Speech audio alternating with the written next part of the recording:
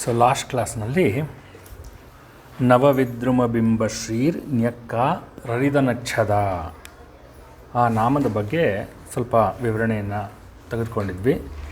So ಜ್ಞಾಪಕ ಇರ್ಬೋದು ಅಂದ್ಕೊತೀನಿ. ಹವಳದ ಕೆಂಪು ಮತ್ತು ತೊಂಡೆ ಹಣ್ಣಿನ ಕೆಂಪು. ಸೊ ಅದು ಜ್ಞಾಪಕ ಇದೆ ಅಂತ ಅಂದ್ಕೊತೀನಿ. ಇವಾಗ ಮುಂದಿಂದು ಹಲ್ಲುಗಳ ವರ್ಣನೆಗೆ ಬರೋಣ. ಹಲ್ಲುಗಳ ವರ್ಣನೆ ಏನು ಹೇಳ್ತಾರೆ?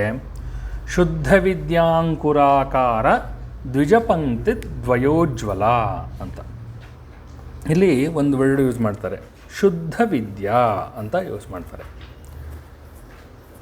ಏನದು ಶುದ್ಧ ವಿದ್ಯಾ ಅಂದರೆ ಶ್ರೀವಿದ್ಯಾ ಅಂತ ಕೂಡ ಹೇಳ್ತಾರೆ. ಸೊ ಶ್ರೀವಿದ್ಯಾ ಅಂದರೆ ಏನು ಅಂತ ನಾವು ತಿಳ್ಕೊಬೇಕು, ಅಥವಾ ಶುದ್ಧ ವಿದ್ಯೆ ಅಂದರೆ ಏನು ಅಂತ ತಿಳ್ಕೊಬೇಕು. ಅಲ್ಲಿ ಶುದ್ಧ ವಿದ್ಯೆ ಅಂತ ಮೆನ್ಷನ್ ಮಾಡಿರಬೇಕಾದ್ರೆ ಅಶುದ್ಧ ವಿದ್ಯೆನೂ ಇರಬೇಕು ತಾನೆ, ಇಲ್ಲಾಂದರೆ ಯಾಕೆ ಮೆನ್ಷನ್ ಮಾಡೋರು? ಸೊ ಅಶುದ್ಧ ವಿದ್ಯೆನೂ ಇರಬೇಕು. ಸೊ ಅಶುದ್ಧ ವಿದ್ಯೆ ಯಾವುದು ಮತ್ತು ಶುದ್ಧ ವಿದ್ಯೆ ಯಾವುದು ಅನ್ನೋದನ್ನು ನಾವು ಫಸ್ಟ್ ಮೊದಲನೇದಾಗಿ ಅರ್ಥ ಮಾಡ್ಕೋಬೇಕು.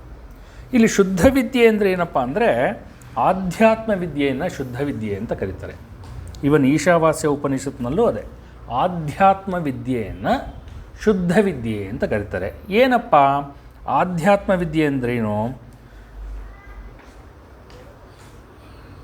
ನಾವು ಮುಕ್ತಿಯನ್ನು ಪಡೆಯಬೇಕಾದ್ರೆ, ನಾವೇನು ನಾರ್ಮಲ್ ಲ್ಯಾಂಗ್ವೇಜಲ್ಲಿ ಏನು ಹೇಳ್ತೀವಿ, ದೇವರನ್ನು ಸೇರಬೇಕಾದ್ರೆ, ಮುಕ್ತಿಯನ್ನು ಪಡೆಯಬೇಕಾದ್ರೆ, ಅಥವಾ ಜನನ ಮರಣದಿಂದ ಮುಕ್ತಿಯನ್ನು ಹೊಂದಬೇಕಾದ್ರೆ, ಜನನ ಮರಣ ಅನ್ನೋ ಸಂಸಾರದಿಂದ ಹೊರಗಡೆ ಬರಬೇಕಾದ್ರೆ ಆ ವಿದ್ಯೆ ಇದೆಯಲ್ಲ, ಅದು ವಿದ್ಯೆಯನ್ನು ಕೊಡುತ್ತಲ್ಲ, ಅದನ್ನು ನಾವು ಶುದ್ಧ ವಿದ್ಯೆ ಅಂತ ಕರಿತೀವಿ. ಶ್ರೀವಿದ್ಯೆ ಅಂತ, ಶುದ್ಧ ವಿದ್ಯೆ ಅಂತ ಕರಿತೀವಿ. ಅದೇ ರೀತಿ ನಾವು ಬದುಕೋದಕ್ಕೆ ಕೆಲವು ವಿದ್ಯೆಗಳು ಬೇಕು. ಇವಾಗ ನಾನೇನೋ ಕಂಪ್ಯೂಟರ್ ಕಲ್ತಿದ್ದೀನಿ, ಅವರೇನೋ ಅಕೌಂಟ್ಸ್ ಕಲ್ತಿದ್ದಾರೆ, ಇನ್ನೊಬ್ಬರೇನೋ ಇನ್ನೊಂದೇನೋ ಕಲ್ತಿದ್ದಾರೆ, ಅಥವಾ ಮನೆ ಜೀವನ ಮಾಡೋದು ಹೇಗೆ ಅಂತ ಕಲ್ತಿದ್ದಾರೆ. ಈ ಬದುಕೋದಕ್ಕೆ ಕೆಲವು ವಿದ್ಯೆ ಬೇಕಲ್ಲ, ಅದನ್ನು ಅವಿದ್ಯೆ ಅಥವಾ ಅಶುದ್ಧ ವಿದ್ಯೆ ಅಂತ ಕರೀತಾರೆ. ಯಾಕಪ್ಪ ಇದನ್ನು ಅಶುದ್ಧ ವಿದ್ಯೆ ಅಂತ ಕರೀತಾರೆ ಅಂದರೆ, ಅದರಿಂದ ನಮಗೆ ಏನೂ ಪ್ರಯೋಜನ ಇಲ್ಲ, ಆಧ್ಯಾತ್ಮಿಕವಾಗಿ ಏನೂ ಪ್ರಯೋಜನ ಇಲ್ಲ. ಇವಾಗ ಆ್ಯಕ್ಚುಲಿ ಹೇಳಬೇಕು ಅಂದರೆ ನಾವು ಮಾಡುವಂತಹ ಪೂಜೆ ಪುನಸ್ಕಾರಗಳು ಎಲ್ಲ ಕೂಡ ವಿದ್ಯೆನಲ್ಲೇ ಬರುತ್ತೆ, ಎಲ್ಲ ವಿದ್ಯೆನಲ್ಲೇ ಬರುತ್ತೆ. ಅದಕ್ಕೆ ಶಂಕರಾಚಾರ್ಯರು ವಿವೇಕ ಚೂಡಾಮಣಿ ಕ್ಲಾಸಲ್ಲಿ ಹೇಳೋದು ಏನಂದರೆ, ನೀವು ಯಾವುದೇ ಶಾಸ್ತ್ರವನ್ನು ಏನಾದರೂ ಮಾಡಿ ಕೊನೆಗೆ ನಿಮ್ಗೆ ಆತ್ಮವಿದ್ಯೆ ನೀವು ಕಲೀಲಿಲ್ಲ ಅಂದರೆ ಏನು ಪ್ರಯೋಜನ ಇಲ್ಲ ಅಂತ, ಬರೀ ಪೂಜೆ ಮಾಡ್ಕೊಂಡೇ ಇರಬೇಕು ಅಂತ. ಅದೂ ಕೂಡ ಆ ವಿದ್ಯೆಗಳು ಕೂಡ ನೀವೇನೋ ಒಂದು ಪದ್ಮನಾಭ ವ್ರತ ಮಾಡೋದು ಕಲ್ತಿರಬಹುದು, ಅಥವಾ ಗೌರಿ ವ್ರತ ಮಾಡೋದು ಕಲ್ತಿರಬಹುದು, ಅಥವಾ ಇನ್ನೇನೋ ಒಂದು ದೊಡ್ಡದೇ ಏನೋ ಒಂದು ಕಲ್ತಿರಬಹುದು. ಏನೇ ಕಲಿತ್ರೂ ಕೊನೆಗೆ ಅದು ಅವಿದ್ಯೆ ಅಂತ ಅನ್ನಿಸ್ಕೊಳತ್ತೆ. ಅಂದರೆ ಅಶುದ್ಧ ವಿದ್ಯೆ. ಅಶುದ್ಧ ವಿದ್ಯೆ ಅಂದರೆ ತಪ್ಪಾಗಿ ತಿಳಿದುಕೊಳ್ಬೇಡಿ, ಅದು ಅವಿದ್ಯೆ ಅಂತ. ಅವಿದ್ಯೆ ಅಂದರೆ ಏನು? ಮತ್ತು ಏನೋ ಅವನಿಗೆ ವಿದ್ಯೆನೇ ಇಲ್ವಾ ಅಂದರೆ ಏನಂತಾರೆ, ಅವನು ವಿದ್ಯಾಹೀನನ? ಅಲ್ಲ, ವಿದ್ಯಾಹೀನನಲ್ಲ. ಅವನು ವಿದ್ಯೆ ಇರುತ್ತೆ, ಬಟ್ ಆ್ಯಕ್ಚುಲಿ ಆತ್ಮವಿದ್ಯೆ ಅಂದರೆ ಏನು ಅಂತ ಗೊತ್ತಿರಲ್ಲ. ನಾನು ಯೂಶ್ವಲಿ ನಮ್ಮ ವಯಸ್ಸಿ ಕ್ಲಾಸಲ್ಲಿ ಉದಾಹರಣೆ ಕೊಡ್ತಾ ಇರ್ತೀನಿ. ದುರ್ಯೋಧನ ಬುದ್ಧಿವಂತ, ರಾವಣ ಬುದ್ಧಿವಂತ, ಪ್ರಚಂಡ, ಎಲ್ಲ ವಿದ್ಯೆಗಳು ಗೊತ್ತಿತ್ತು. ಬಟ್ ಪ್ರಾಬ್ಲಮ್ ಅವನಿಗೇನಿತ್ತು ಅಂದರೆ ಅವನು ತನ್ನ ತಪ್ಪನ್ನು ಅಕ್ಸೆಪ್ಟ್ ಮಾಡ್ತಾ ಇರಲಿಲ್ಲ. ಅದು ಅವಿದ್ಯೆ. ಅಂದರೆ ಗೊತ್ತು, ಇವಾಗ ನಮಗೂ ಗೊತ್ತು ಯಾವುದು ಸತ್ಯ ಅಲ್ಲ ಅಂತ ಗೊತ್ತು, ಬಟ್ ಅದ್ರ ಹಿಂದೆ ಓಡೋಗ್ತೀವಿ. ಸುಮಾರು ವಿಷಯಗಳು, ಏನೇ ವಿಷಯಗಳಾದ್ರೂ ಅದು ಸತ್ಯ ಅಲ್ಲ ಅಂತ ಗೊತ್ತು, ನಾವು ಅದ್ರ ಹಿಂದೆ ಹೋಗ್ತೀವಲ್ಲ, ಅದು ಅವಿದ್ಯೆ ಅಂತ. ಯೋಗದ ಶಾಸ್ತ್ರದಲ್ಲಿ ಕೂಡ ಅವಿದ್ಯೆಯನ್ನು ಹೇಳ್ತಾರೆ. ಏನು ಹೇಳ್ತಾರೆ ಅಂದರೆ, ಅವಿದ್ಯಾ ಅಸ್ಮಿತ ರಾಗದ್ವೇಷ ಅಭಿನಿವೇಶ ಇತಿ ಪಂಚಕ್ಲೇಶಾಹ ಅಂತ. ಅಂದರೆ ಪಂಚಕ್ಲೇಶಗಳು ಅಂತ ಹೇಳ್ತಾರೆ. 5 ಕ್ಲೇಶಗಳು ಯೋಗದಲ್ಲಿ ಬರೋದು ಯಾವುದಪ್ಪ ಅಂದರೆ ಅವಿದ್ಯಾ, ಅಸ್ಮಿತ, ರಾಗ, ದ್ವೇಷ, ಅಭಿನಿವೇಶ. ಈ ಎಲ್ಲ ಕ್ಲೇಶಗಳಿಗೂ ಮೂಲ ಯಾವುದಪ್ಪ ಅಂದರೆ ಅವಿದ್ಯೆ. ಮೂಲ ಅಂದರೆ ಅವಿದ್ಯೆ. ಎಲ್ಲ ಗೊತ್ತು, ನಮಗೆ ಗೊತ್ತು ನಾಳೆ ನಾವು ಇಲ್ಲಿರಲ್ಲ ಅಂತ, ಆದರೂ ಅಟ್ಯಾಚ್ಮೆಂಟ್ ತೊಗೊತೀವಿ. ನಮಗೆ ಗೊತ್ತು ನಮ್ಮ ತಂದೆ ತಾಯಿ ಇರಲ್ಲ ಅಂತ, ನಾವು ಅದಕ್ಕೂ ಅಟ್ಯಾಚ್ಮೆಂಟ್ ತೊಗೊತೀವಿ. ನಮಗೆ ಗೊತ್ತು ನಾಳೆ ನಮ್ಮ ಮಕ್ಕಳು ನಮ್ಮ ಜೊತೆ ಇರಲ್ಲ, ಎಲ್ಲಿ ಬೇಕಾದ್ರೂ ಹೋಗ್ಬೋದು, ಅಂದರೆ ಮದುವೆ ಮಾಡ್ಕೊಂಡು ಎಲ್ಲಿ ಬೇಕಾದ್ರೂ ಹೋಗ್ಬೋದು ಅಂತ ಗೊತ್ತಿರ್ತೀವಿ, ಬಟ್ ಅಲ್ಲಿ ಮತ್ತೆ ಅಟ್ಯಾಚ್ಮೆಂಟ್ ತೊಗೊತೀವಿ. ನಮಗೆ ಗೊತ್ತು ಈ ಯಾವುದೋ ಒಂದು ಮನೆನೋ ಅಥವಾ ಯಾವುದೋ ಒಂದು ಸೈಟೋ ನಾವಂತೂ ಅದನ್ನು ಹೊತ್ಕೊಂಡು ಹೋಗಲ್ಲ ಅಂತ ಗೊತ್ತು, ಅದಕ್ಕೆ ಅಟ್ಯಾಚ್ಮೆಂಟ್ ತೊಗೊತೀವಿ. ಒಡವೆಗಳು ಗೊತ್ತು, ನಾವು ಸತ್ತ ಮೇಲೆ ನಮ್ಮ ಮೇಲೆ ಹಾಕ್ಬಿಟ್ಟೇನು ಕಳಿಸಲ್ಲ ಅಂತ ಗೊತ್ತು. ತಕ್ಷಣ ಉಂಗುರನೂ ಇದ್ದರೆ ಅದನ್ನು ನೀಟಾಗಿ ಕಟ್ ಮಾಡಿ ಕೈ ರಕ್ತ ಬರೋಂಗೆ ಕಟ್ ಮಾಡಾದರೂ ತೆಗೆದಾರು ಇಟ್ಕೊತೀವಿ ಅಂತ ಗೊತ್ತು. ಬಟ್ ಆದರೂ ಅಟ್ಯಾಚ್ಮೆಂಟು ಇರಲಿ ಇರಲಿ ಇರಲಿ ಇರಲಿ, ಸತ್ತ ಮೇಲೂ ಅದು ಇರಲಿ ಅಂತ ಇರ್ತಾರೆ. ಅಷ್ಟರಲ್ಲಿ ಬೇರೆಯವ್ರು ಬಂದು ಕಟ್ ಮಾಡ್ಕೊಂಡು ಹೋಗ್ತಾರೆ. ಸೊ ಅದನ್ನು ಅವಿದ್ಯೆ ಅಂತ ಹೇಳೋದು. ಅಂದರೆ ನಮ್ಗೆ ಗೊತ್ತಿದ್ರೂ ಎಲ್ಲವೂ ಗೊತ್ತು ನಮಗೆ, ಬಟ್ ಆದರೂ ಅದ್ರ ಹಿಂದೆ ಹೋಗ್ತೀವಿ. ಅದನ್ನು ಅವಿದ್ಯೆ ಅಂತ ಹೇಳ್ತಾರೆ. ಸೊ ಈ ನಮಗೆ ವಿದ್ಯೆ ಅಂದರೆ ಏನಿರಬೇಕಾಗಾದ್ರೆ ಇದನ್ನು ಮೀರುವಂಥದ್ದಾಗಿರಬೇಕು. ಇದನ್ನು ಮೀರುವಂಥದ್ದಾದರೆ ಅದು ವಿದ್ಯಾ ಅಥವಾ ಶ್ರೀವಿದ್ಯಾ ಅಂತ ಕರೀತಾರೆ. ಇದು ಮೀರುವಂಥದ್ದು ಯಾವುದು? ಮುಕ್ತಿಯನ್ನು ಹೇಗೆ ಪಡೆಯುವಂಥದ್ದು. ನಾನು ನಿಮಗೆ ಸುಮಾರು ಸಲ ಇದು ಹೇಳಿದ್ದೀನಿ, ಮೃತ್ಯುಂಜಯ ಮಂತ್ರದ್ದು ನಮ್ಮ ವಯಸ್ಸಿ ಸ್ಟೂಡೆಂಟ್ಸ್ಗೆ ಹೇಳ್ತಾ ಇರ್ತೀನಿ ಯಾವಾಗಲೂ. ಎಲ್ಲರೂ ಏನಂದರೆ ಏನೇ ಒಂದು ಇದು ಪ್ರಾಬ್ಲಮ್ ಆಗಿಬಿಟ್ರೆ ಅಥವಾ ಆರೋಗ್ಯದಲ್ಲಿ ತೊಂದರೆ ಆಗಿಬಿಟ್ರೆ ತಕ್ಷಣ ಮೃತ್ಯುಂಜಯ ಮಂತ್ರ ಹೇಳ್ತಾರೆ. ಹೌದಾ? ಏನು ಮೃತ್ಯುಂಜಯ ಮಂತ್ರ? ಮಂತ್ರ ಅಲ್ವಾ? ತ್ರ್ಯಂಬಕಂ ಯಜಾಮಹೆ ಸುಗಂಧಿಂ ಪುಷ್ಟಿವರ್ಧನಂ ಉರ್ವಾರುಕಮೇವ ಬಂಧನಾತ್ ಮೃತ್ಯೋರ್ಮುಕ್ಷೀಯ ಮಾಮೃತಾತ್. ಏನಿದ್ರರ್ಥ? ಯೂಶಲಿ ಹಾಸ್ಪಿಟಲ್ ಬೆಡ್ಡಲ್ಲಿದ್ದಾಗ ಹೇಳ್ಬಿಡ್ತೀವಿ ಕೂತ್ಕೊಂಡು, ತ್ರ್ಯಂಬಕಂ ಯಜಾಮಹೆ ಸುಗಂಧಿಂ ಪುಷ್ಟಿವರ್ಧನಂ ಉರ್ವಾರುಕಮೇವ ಬಂಧನಾತ್ ಮೃತ್ಯೋರ್ಮುಕ್ಷೀಯ ಮಾಮೃತಾತ್ 1000 ಸಲಿನೋ 500 ಸಲಿನೋ ಯಾರೋ ಹೇಳಿರ್ತಾರೆ, ಹೇಳ್ಬಿಡ್ತೀವಿ. ಏನು ಹೇಳ್ತಾರಲ್ಲಿ? ಶಿವನನ್ನು ಕೇಳ್ಕೊಳ್ಳೋ ಅಂಥದ್ದು. ತ್ರ್ಯಂಬಕಂ ಯಜಾಮಹೆ ಸುಗಂಧಿಂ ಪುಷ್ಟಿವರ್ಧನಂ ಉರ್ವಾರುಕಮೇವ ಬಂಧನಾತ್ ಮೃತ್ಯೋರ್ಮುಕ್ಷೀಯ ಮಾಮೃತಾತ್ ಅಂತ. ಏನನ್ನು ಶಿವನನ್ನು ಕೇಳ್ಕೊತಾ ಇದ್ದೀವಿ ಅಂದರೆ, ನನ್ನನ್ನು ಈ ಮೃತ್ಯುಂಜಯ ಅಂದರೆ ಮೃತ್ಯುವಿನಿಂದ ಪಾರು ಮಾಡು ಅಂತ. ಮೃತ್ಯುಂಜಯ ಅಂದ್ರೇನು? ಸಾವನ್ನು ಗೆದ್ದಿರೋರು. ಇವಾಗ ನಾವು ಸಾಯದೇ ಇರೋಕ್ಕಾಗತ್ತಾ? ಆಗಲ್ಲ. ಸಾವನ್ನು ಗೆದ್ದಿರೋದು ಅಂದ್ರೆ ಅರ್ಥ ಏನು?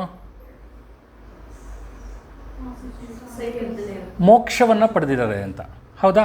ಸೊ ಅದು ಮೃತ್ಯುಂಜಯ, ಮೃತ್ಯುವನ್ನು ಗೆಲ್ಲುವಂತಹ ಒಂದು ಮಂತ್ರ. ಓಕೆನಾ? ಸೊ ಅಲ್ಲೇನು ಮಾಡ್ತೀವಿ? ಶಿವನನ್ನು ಕೇಳ್ಕೊತೀವಿ, ನನ್ನನ್ನು ಮೃತ್ಯುಂಜಯ ಮಾಡು ಅಥವಾ ಮೃತ್ಯುವಿನಿಂದ ನನ್ನ ಮೇಲಕ್ಕೆ ಕರ್ಕೊಂಡು ಹೋಗು, ಅಂದರೆ ಮೋಕ್ಷವನ್ನು ಕೊಡು ನನಗೆ ಅಂತ. ಹೇಗೆ ಮೋಕ್ಷವನ್ನು ಕೊಡು ನನಗೆ? ಉರ್ವಾರುಕಮಿವ ಬಂಧನಾತ್. ಉರ್ವ ಅಂದರೆ ಸೌತೆಕಾಯಿ ಅಂತ. ನೀವು ಈಗಿನ ಕಾಲದ ಹುಡುಗರು ನೋಡಿದಾರೋ ಇಲ್ಲ ಗೊತ್ತಿಲ್ಲ, ಬಳ್ಳಿಗಳು ಅದೆಲ್ಲ ಹೀರೆಕಾಯಿ ಬಳ್ಳಿ ಸೌತೆಕಾಯಿ ಬಳ್ಳಿ ನೋಡಿದಾರೋ ಇಲ್ಲ ಗೊತ್ತಿಲ್ಲ, ನಾವೆಲ್ಲ ನೋಡಿದ್ದೀವಿ. ಓಕೆನಾ? ಆ ಬಳ್ಳಿ ಒಂದ್ಸಲಿ ಬಂತು ಅಂದರೆ ಸೌತೆಕಾಯಿ ಹೀರೆಕಾಯಿ ಯಾವುದೋ ನೀವು ತೊಗೊಂಡ್ರು ಅದನ್ನು ನೀವು ಕಟ್ ಮಾಡೋಕ್ಕಾಗಲ್ಲ, ಕೈಯಲ್ಲಿ ಹಿಂಗೆ ಕೀಳೋಕ್ಕಾಗಲ್ಲ, ಅಷ್ಟು ಹಾರ್ಡಿರುತ್ತೆ, ತುಂಬ ಕಷ್ಟ ಅದು. ಅದನ್ನೇನು ಮಾಡಬೇಕು ಅಂದರೆ, ನೀವು ಕಟ್ ಮಾಡಬೇಕು ಅಂದರೆ ಚಾಕು ತೊಗೊಂಡು ಅಥವಾ ಒಂದು ಕತ್ತರಿ ತೊಗೊಂಡೆ ಹಿಂಗೆ ಕಟ್ ಮಾಡಬೇಕು, ಆವಾಗಲೇ ನಿಮ್ಮ ಕೈಗೆ ಬರೋದು. ಸೊ ನಮ್ಮ ಬಂಧನವೂ ಅಷ್ಟು ಸ್ಟ್ರಾಂಗ್ ಇದೆ. ಅದರಿಂದ ನೀನೇನು ಮಾಡು ನಮಗೆ ಅಂದರೆ, ಆ ಸೌತೆಕಾಯಿನ ಹಾಗೆ ಬಿಟ್ಬಿಡಿ. ಹಾಗೆ ಬಿಟ್ಬಿಟ್ಟು ಗಿಡದಲ್ಲಿ ಹಾಗೆ ಬಿಟ್ಬಿಟ್ರೆ ಅದು ಗ್ರೀನ್ ಇದ್ದಿದ್ದು ಹಂಗೇ ಎಲ್ಲೋ ಆಗಿಬಿಟ್ಟು ಹಂಗೇ ನಿಧಾನಕ್ಕೆ ನೆಲಕ್ಕೆ ಬಂದುಬಿಟ್ಟು ಅದು ಬಿಡಿಸ್ಕೊಂಡ್ಬಿಡುತ್ತೆ ಬಂಧನನ. ಆ ಥರ ನನ್ನನ್ನು ಬಂಧನ ಮುಕ್ತ ಮಾಡಿ ಕರ್ಕೊಂಡು ಹೋಗು, ಮೃತ್ಯುವನ್ನು ಗೆಲ್ಲಿಸ್ಬಿಡು ನನಗೆ ಅಂತ ಕೇಳಿಕೊಳ್ಳುವಂಥ ಒಂದು ಮಂತ್ರ. ಸೊ ಇದನ್ನು ನಾವು ಆತ್ಮವಿದ್ಯೆ ಅಥವಾ ಶ್ರೀವಿದ್ಯಾ ಅಂತ ಕರಿತೀವಿ. ಅಂದರೆ ಮೃತ್ಯುವನ್ನು ಗೆಲ್ಲುವಂತಹ ಒಂದು ವಿದ್ಯೆ, ಅದನ್ನು ನಾವು ಶ್ರೀವಿದ್ಯಾ ಅಂತ ಕರೆಯೋದು. ಸೊ ಇಲ್ಲಿ ಸರ್. ಹಾಂ ಹೇಳಿ ಮೇಡಮ್. ಹಾಗಾದ್ರೆ ನಾವು ಮೆಡಿಕಲ್ ಇಂಜಿನಿಯರಿಂಗು ಅದೆಲ್ಲ ಕಾಮರ್ಸ್ ಆರ್ಟ್ಸ್ ಎಲ್ಲ ವಿದ್ಯೆ ಅಂತದೇನಾ ಲೆಕ್ಕ? ಹೌದು ಮೇಡಮ್, ಈಶಾವಾಸ್ಯ ಉಪನಿಷತ್ ಪ್ರಕಾರ ಎಲ್ಲವೂ ಅವಿದ್ಯೆ. ಅಲ್ಲ, ಈಗ ಅದರಲ್ಲೂ ನಾಲೆಡ್ಜ್ ಇದೆಯಲ್ಲ, ಜ್ಞಾನ ಇದೆ ಅಲ್ವಾ? ಅದೇ ಜ್ಞಾನ ನಿಮ್ಮ ಮ್ಯಾಥಮೆಟಿಕ್ಸ್ ಅಲ್ಲಲ್ಲ, ಅದೇ ಮ್ಯಾಥಮೆಟಿಕ್ಸ್ ಇದೆ. ನಿಮ್ಮನ್ನ ಮೋಕ್ಷದ ದಾರಿಗೆ ಕರ್ಕೊಂಡೋಗೋ ಜ್ಞಾನ ಇದ್ದರೆ ಅದು ಮಾತ್ರ ವಿದ್ಯೆ ಅಂತ, ಶ್ರೀವಿದ್ಯೆ ಅಂತ. ಅಲ್ಲ, ಅದರಲ್ಲೂ ಮೋಕ್ಷ ಪಡ್ಕೋಬಹುದು. ಅದರಲ್ಲಿ ನಾವು ಸರಿಯಾಗಿ ಇದ್ದು ಅದಕ್ಕೆ ನ್ಯಾಯ ಒದಗಿಸಿದ್ರೆ ಆಗಲ್ಲ ಮೇಡಮ್. ನಾವು ಮಾಡೋ ಕೆಲಸದಲ್ಲಿ ಕೆಲಸಕ್ಕೆ ನ್ಯಾಯ ಕೊಟ್ರೆ ಇಲ್ಲ ಆಗಲ್ಲ.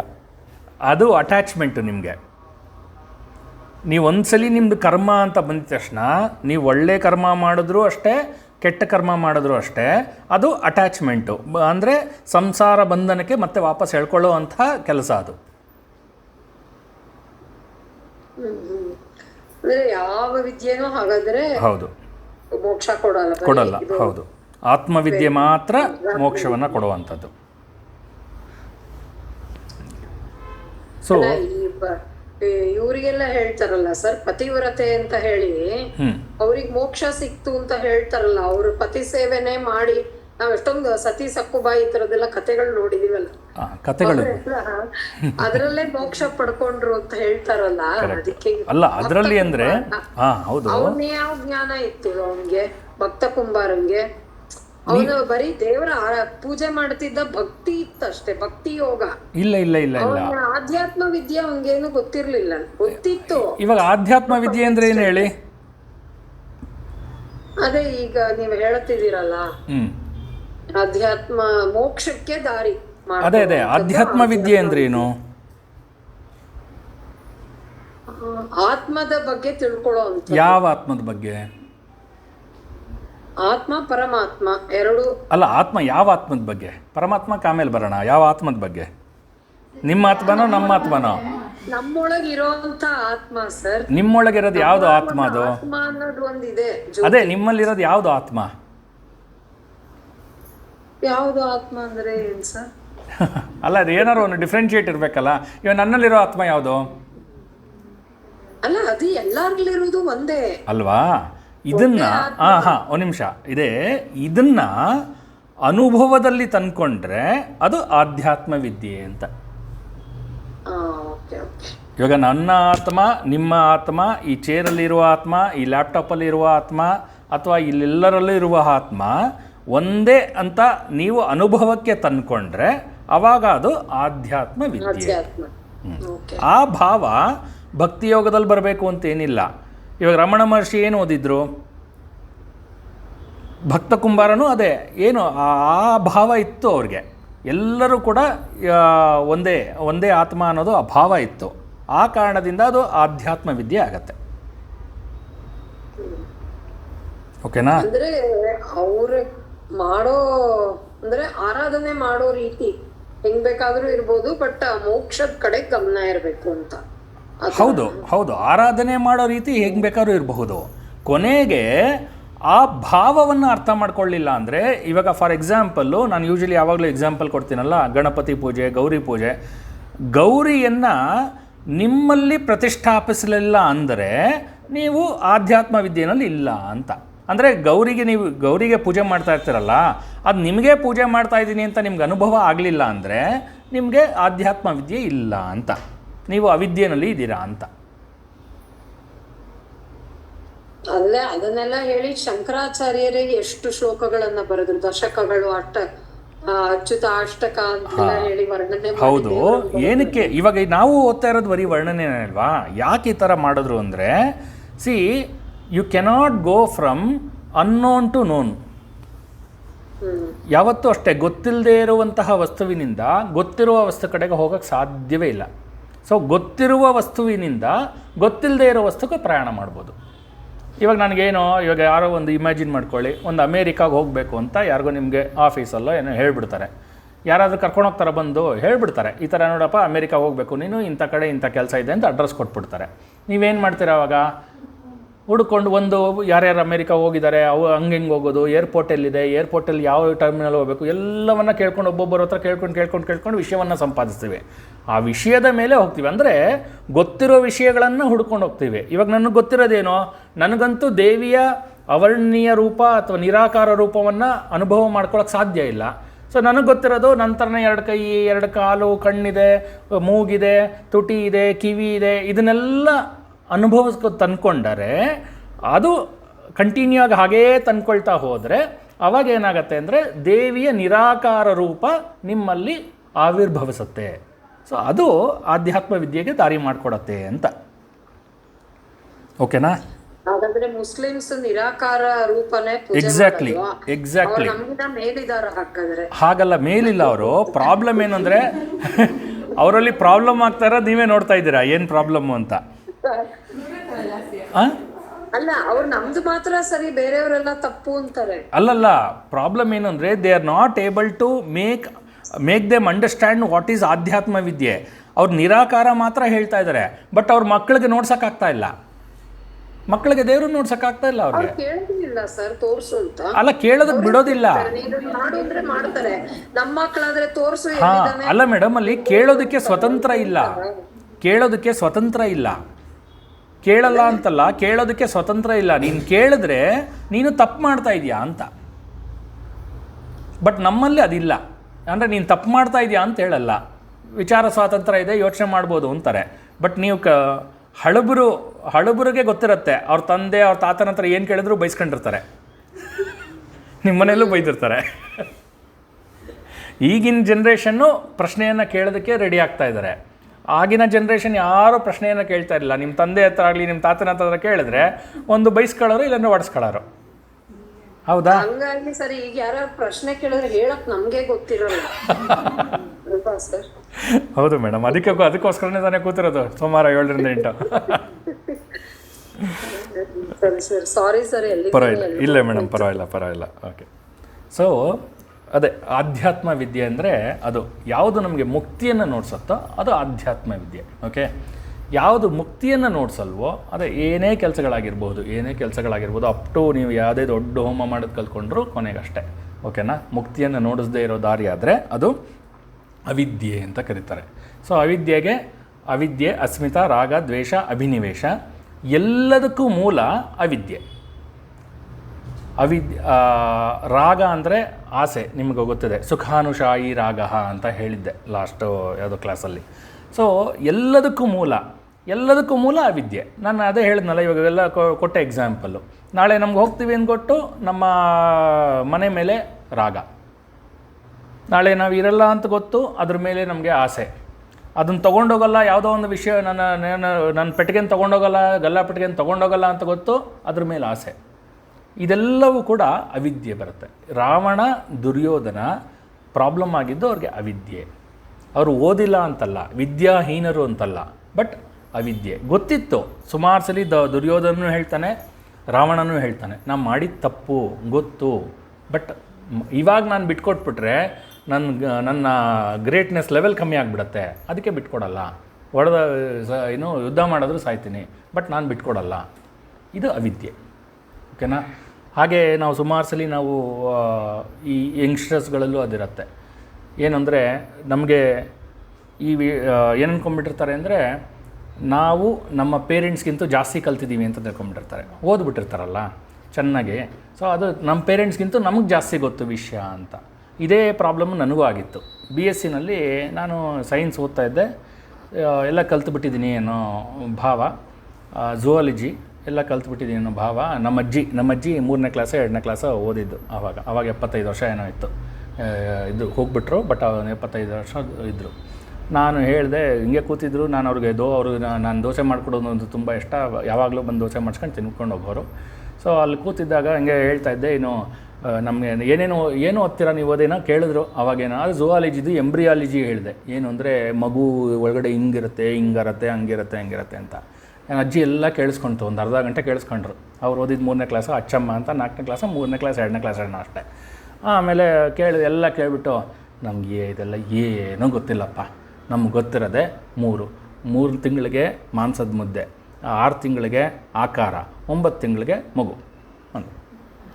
ನಾನು ಹೇಳಿದ್ದ ಅರ್ಧ ಗಂಟೆ ಕಥೆನ ಅವರು ಮೂರು ಲೈನಲ್ಲಿ ಸಮ್ಮರೈಸ್ ಮಾಡಿಬಿಟ್ರು ಅಷ್ಟೇ. ಇವಾಗ ಈ ವಿದ್ಯೆ ಯಾರ್ದು?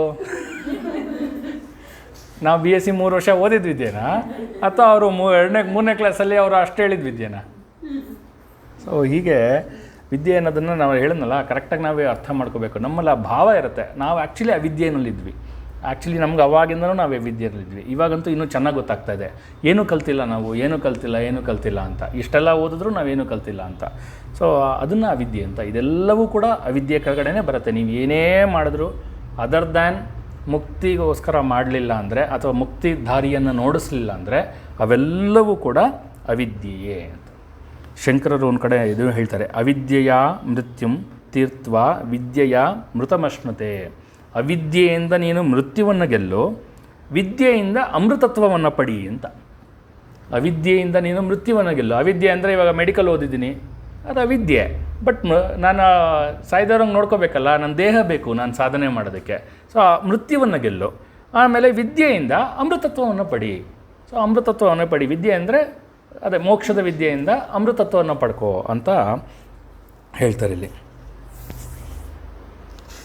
ಅಟ್ಯಾಚ್ಮೆಂಟ್ ಇರಬಾರ್ದು ಅನ್ನೋದು ನೀವು ಹೇಳ್ತೀರಾ sir, but that doesn't mean getting away from responsibility. Definitely it is not. Attachment ಇರಬಾರ್ದು ಅಂದರೆ ಹೇಗೆ ಅಂದರೆ, ಅದು ಯೂಶ್ವಲಿ ಜನರಲ್ ಎಕ್ಸಾಂಪಲ್ ಕೊಡ್ತಾರೆ, ಅದನ್ನು ನಾನು ಕೊಡ್ತೀನಿ. ಇನ್ನೂ ಗೊತ್ತಾಗಲಿಲ್ಲ ಅಂದರೆ ಇನ್ನೊಂದು ಏನಾದರೂ ಎಕ್ಸಾಂಪಲ್ ಕೊಡೋಣ. ತಾವರೆ ಎಲೆ ಮೇಲೆ ಒಂದು ಡ್ರಾಪ್ ನೀರು ಬಿರುತ್ತೆ, ಓಕೆನಾ? ಆ ನೀರು ತಾವರೆ ಎಲೆ ಅಂಟ್ಕೊಂಡಿದ್ಯಾ ಅಂದರೆ ಅಂಟ್ಕೊಂಡಿರಲ್ಲ, ಓಕೆ? ಹಿಂಗಂದ್ರೆ ಸಾಕು ಬಿದ್ದೋಗ್ಬಿಡುತ್ತೆ. ಬಟ್ ತಾವರೆ ಮೇಲೆ ನೀರಿಲ್ವಾ? ಇರುತ್ತೆ. ಸೊ ನಾವು ಹಂಗೆ ಈ ಲೋಕದಲ್ಲಿ ಏನು ಡ್ಯೂಟಿ ಮಾಡ್ತೀವೋ ವಿ ಶುಡ್ ಡೂ ಇಟ್. ಎಲ್ಲ ಕೆಲಸವನ್ನು ಮಾಡಬೇಕು. ನೀವು ಓದಬೇಕು, ಕೆಲಸವನ್ನು ಮಾಡಬೇಕು, ದುಡಿಬೇಕು, ಎಲ್ಲವನ್ನು ಮನೆ ಮಾಡಬೇಕು, ಅಥವಾ ಏನು ಮದುವೆ ಮಾಡ್ಕೋಬೇಕು, ಎಲ್ಲವನ್ನು ಮಾಡಬೇಕು. ಬಟ್ ಅಟ್ಯಾಚ್ಡ್ ಆಗಿರಬಾರ್ದು. So you should work with a detachment ಅಂತಾರೆ. ಅಂದರೆ you should be ready any time to go off. ಯಾವುದಕ್ಕಾದ್ರು ಗೋ ಆಫ್ ಅಂದರೆ ಸಾಯೋದು ಅಂತ ತಿಳ್ಕೊಬೇಡಿ, ಓಕೆನಾ? ಅಂದರೆ ಇವಾಗ ಫಾರ್ ಎಕ್ಸಾಂಪಲ್ಲು ನಾಳೆ ಇಮ್ಯಾಜಿನ್ ಮಾಡ್ಕೊಳ್ಳಿ, ನಿಮ್ಗೊಂದು ದೊಡ್ಡ ಪೋಸ್ಟ್ ಸಿಕ್ಬಿಡ್ತು, ಓಕೆನಾ? ದೊಡ್ಡ ಪೋಸ್ಟ್ ಸಿಕ್ಬಿಡ್ತು. ಪೋಸ್ಟ್ ಸಿಕ್ಕಿದ ತಕ್ಷಣ ಆಫೀಸಲ್ಲಿ ಹೇಳಿದ್ರು, you come and sit in this chamber, big chamber, ಯಾವುದೋ ಒಂದು ದೊಡ್ಡ ಚೇಂಬರ್ ಕೊಟ್ಟರು, ಕೂತ್ಕೊಂಡ್ರೆ ನಾಳಿದ್ದು ಬಂದುಬಿಟ್ಟು ಹೋಗಿ ಆಚೆಗೆ ಅಂದರು. ಸುಮ್ಮನೆ ಬಿಟ್ಟು ಬರ್ತಾ ಇರಬೇಕು. ರಾಮ ಮಾಡಿದ್ದಿದ್ದನ್ನೇ ಇಮ್ಯಾಜಿನ್ ಮಾಡಿ.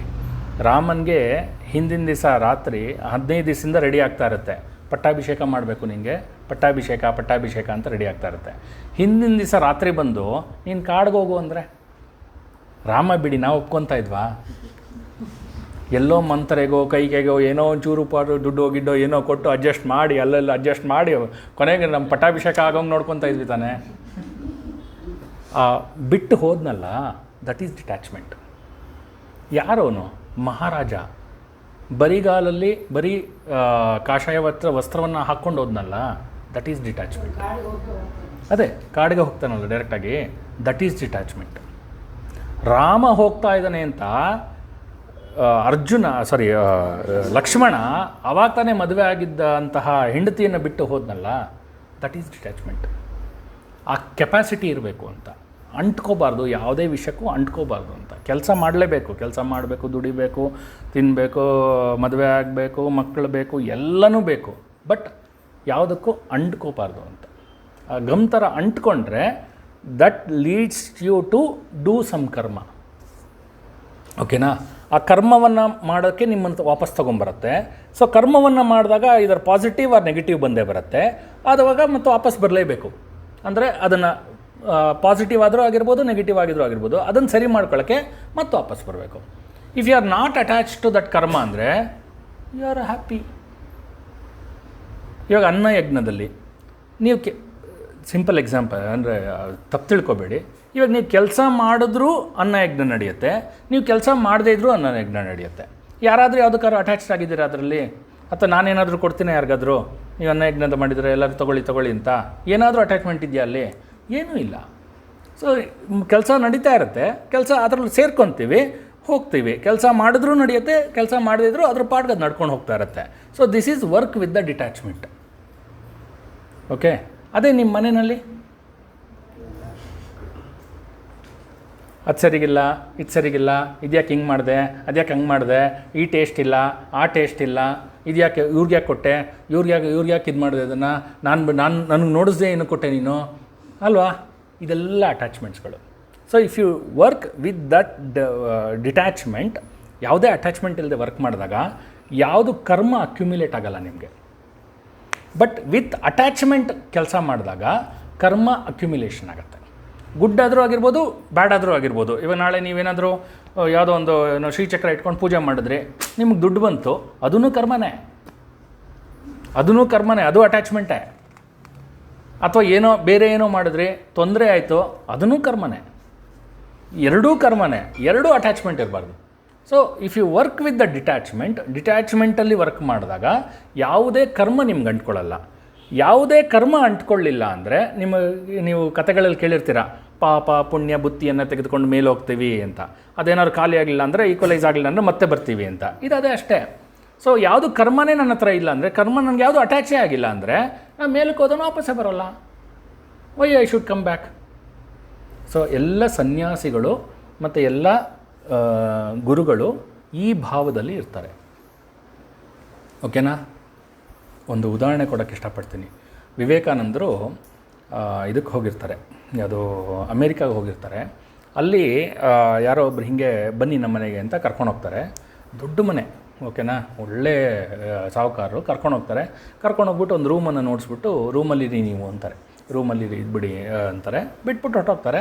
ಏನು ಕೊಡಬೇಕು ಅದು ಕೊಟ್ಬಿಟ್ಟು ಹೊಟ್ಟೋಗ್ತಾರೆ. ಬೆಳಗ್ಗೆ ಬಂದು ನೋಡ್ತಾರೆ ವಿವೇಕಾನಂದರೇ ಇರಲ್ಲ. ಎಲ್ಲೋದ್ರು ವಿವೇಕಾನಂದರು ಅಂತೆಲ್ಲ ಆ ಕಡೆ ಈ ಕಡೆ ನೋಡ್ತಾರೆ. ಆಮೇಲೆ ಒಂಚೂರು ಆ ಕಡೆ ಎಲ್ಲ ಹುಡ್ಕೊಂಡು ಬಂದು ಅಲ್ಲೆಲ್ಲ ನೋಡಿದಾಗ ಮಂಚದ ಕೆಳಗಡೆ ಮಲಗಿರ್ತಾರೆ. ಏನಕ್ಕೆ ಅಲ್ಲ ಸ್ವಾಮೀಜಿ, ನೀವು ನೋಡಿದ್ರೆ ಇಷ್ಟು ಚೆನ್ನಾಗಿರೋ ರೂಮ್ ಕೊಟ್ಟಿದ್ದೀನಿ, ಇಂಥದ್ದೆಲ್ಲ ಮಂಚದ ಕೆಳಗಡೆ ಮಲಗಿದ್ದೀನಿ ಅಂದಾಗ ಅವ್ರು ಹೇಳುವಂಥ ಮಾತು ಏನಪ್ಪ ಅಂದರೆ, ನಾನು ಮಲಗಿದಾಗ ನಂಗೆ ಏನು ಅನ್ನಿಸ್ತು ಅಂದರೆ, ನಮ್ಮ ಭಾರತದಲ್ಲಿ ಎಷ್ಟೊಂದು ಜನ ಬಡವರು ನೆಲದ ಮೇಲೆ ಮಲಗಿರ್ತಾರೆ, ನಾನು ಇಲ್ಲಿ ಮಲ್ಕೊಂಡು ಸುಖ ಪಡಬೇಕಾ ಅಂತ ಬೇಜಾರಾಯಿತು, ಅದಕ್ಕೋಸ್ಕರ ತಕ್ಷಣ ನೆಲದ ಮೇಲೆ ಮಲಗಿದೆ ಅಂತಾರೆ. ಅವರಲ್ಲಿ ಆ ಭಾವ ಇದ್ದಿದ್ದಕ್ಕೆ ಅವ್ರು ನೆಲದ ಮೇಲೆ ಮಲಗೋಕ್ಕಾಯ್ತು. ನಾವಾದರೆ ಏನು ಮಾಡ್ತಾಯಿದ್ವಿ, ಯಾರೂ ನೋಡಿಲ್ಲ, ಎಲ್ಲೋ ಆಚೆ ಇದ್ದೀವಿ, ಯಾರೂ ನೋಡಿಲ್ಲ, ಮುಸ್ಕಾಕೊಂಡು ಮಲ್ಕೊಂಬಿಟ್ಟು ಎ ಸಿ ಇದೆ ಆನ್ ಮಾಡಿಕೊಂಡು ಐಸ್ ಕ್ರೀಮ್ ತಿನ್ಕೊಂಡು ಹಿಂಗೆ ಮಲ್ಕೊಂಬಿಟ್ಟು ಆರಾಮಾಗಿ ಬಂದುಬಿಡ್ತಾಯಿದ್ವಿ, ಯಾರೂ ನೋಡಿರಲ್ವಲ್ಲ. ಸೊ ಈ ಭಾವ ಪ್ರತಿಯೊಂದು ಟೈಮಲ್ಲಿ ಇದ್ದಾಗ ನಿಮ್ಗೆ ಅಟ್ಯಾಚ್ಮೆಂಟ್ ಇರೋದಿಲ್ಲ. ಅಟ್ಯಾಚ್ಮೆಂಟ್ ಸಿಕ್ಕಾಕೊಳ್ಳೋದೇ ಇಲ್ಲ ಎಲ್ಲೂ. ಸೊ ಆವಾಗ ಏನಾಗುತ್ತೆ ಅಂದರೆ ಕರ್ಮ ಮತ್ತು ಪಾಪ ಪುಣ್ಯದ ಕರ್ಮ ಏನೂ ಬರೋದಿಲ್ಲ. ಅದರಿಂದ ಮುಕ್ತಿಯನ್ನು ಕಾಣಬಹುದು. ಅದಕ್ಕೆ ತುಂಬ ಕರೆಕ್ಟಾಗಿ ಅರ್ಥ ಮಾಡ್ಕೋಬೇಕು. ಏನಂದರೆ ಮುಕ್ತಿಯನ್ನು ಸತ್ತ ಮೇಲೆ ಪಡೆಯೋದಂತಲ್ಲ ಅಂತ ತುಂಬ ಜನ ಹೇಳ್ತಾರೆ. ಅದನ್ನು ಅರ್ಥ ಮಾಡ್ಕೋಬೇಕು. ಏನರ್ಥ ಅಂದರೆ ಸತ್ತ ಮೇಲೆ ಪಡೆಯೋವಂಥದ್ದಲ್ಲ ಮುಕ್ತಿ ಅಂತ. ಮುಕ್ತಿ ಇರಬೇಕಾದ್ರೆ ಪಡೆಯುವಂಥದ್ದು. ಅದಕ್ಕೆ ಜೀವನ್ಮುಕ್ತ ಅಂತಾರೆ ಆ ಲಕ್ಷಣಕ್ಕೆ. ಅಂದರೆ ನಾನು ಇದ್ದೀನಿ, ಎಲ್ಲ ಕೆಲಸನೂ ಮಾಡ್ತೀನಿ, ಎಲ್ಲನೂ ಮಾಡ್ತಾಯಿದ್ದೀನಿ, ನಿನ್ನ ಜೊತೆನೂ ಮಾತಾಡ್ತಾಯಿದ್ದೀನಿ, ಎಲ್ಲರ ಜೊತೆನೂ ಮಾತಾಡ್ತೀನಿ, ಎಲ್ಲವನ್ನ ಮಾಡ್ತೀನಿ, ಬಟ್ ಯಾವುದಕ್ಕೂ ಅಟ್ಯಾಚ್ ಇಲ್ಲ. ಇದನ್ನು ಜೀವನ್ಮುಕ್ತ ಸ್ಟೇಟ್ ಅಂತ ಕರೀತಾರೆ. ಸುಮಾರು ಜನ ಇದ್ದಾರೆ. ರಮಣ ಮಹರ್ಷಿಗಳಾಗಿರ್ಬೋದು, ಇಲ್ಲಿ ಸಕ್ರಾಯಪಟ್ಟಣದ ಅವಧೂತರಾಗಿರ್ಬೋದು, ಅವ್ರ ಹೆಸರು ಮರ್ತೆ,